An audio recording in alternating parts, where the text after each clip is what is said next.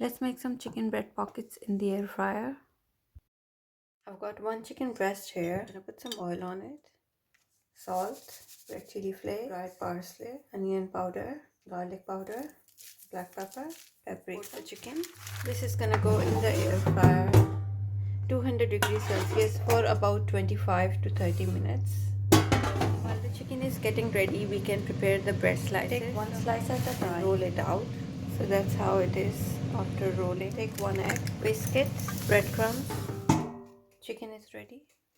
I'm just gonna chop the chicken. So this is all the chicken. Some green onions and some peppers to it.